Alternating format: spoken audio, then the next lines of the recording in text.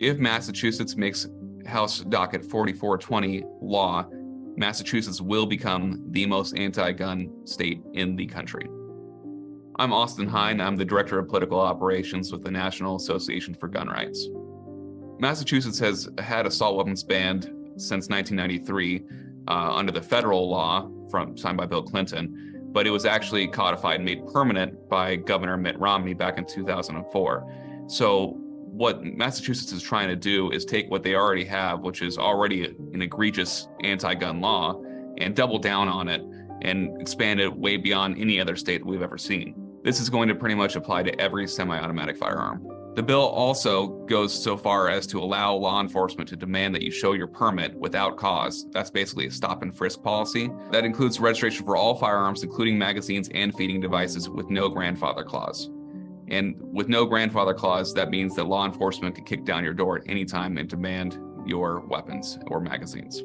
This is a ban on anyone under the age of 21 carrying a semi-automatic weapon. It also applies to 15 to 18-year-olds when it comes to mace and pepper spray. This also changed the definition of firearms to include stun guns, because I honestly think they just want to leave you defenseless.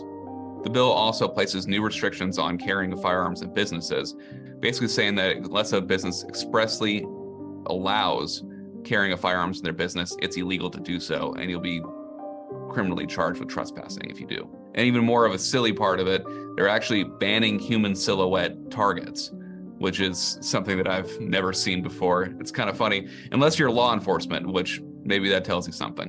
What Massachusetts is clearly trying to do here is basically repeal the Second Amendment as we know it. And they're trying to basically outlaw guns. If you're a gun owner in Massachusetts, you're going to have some issues. Basically, it renders your permit pretty much useless.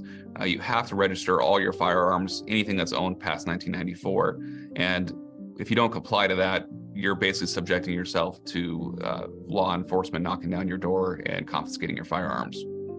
This is real bad news for any gun owner that lives in Massachusetts. And that's why the National Association for Gun Rights issued a travel advisory for anyone who lives in Massachusetts or is traveling to Massachusetts who's a gun owner. Basically pack your bags and leave, because it's untenable if this thing passes. The Supreme Court ruled in Bruen that unless a law specifically is in line with the text, history, and tradition of the Second Amendment, then that means it's unconstitutional. And so what the Supreme Court is saying here is that unless laws like these existed in 1791 when the Constitution was ratified, that they're in violation of the Constitution. Massachusetts is basically giving a middle finger to that. HD 4420 is the most anti-gun bill I have ever seen in my career as a gun rights lobbyist, and it needs to be defeated. The Constitution is clear. You have an individual right to keep and bear arms, and Massachusetts is saying no.